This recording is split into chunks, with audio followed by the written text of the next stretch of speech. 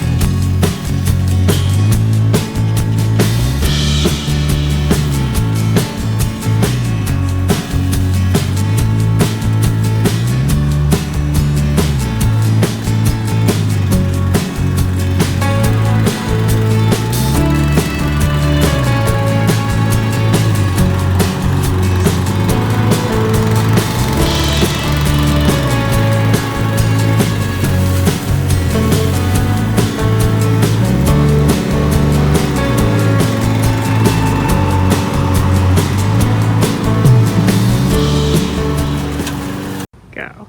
Well, that was a good test if I say so myself, and a messy one at that. This little guy here could use a good cleanup, but I'm sure after that, this 22T right here is ready to be shipped out.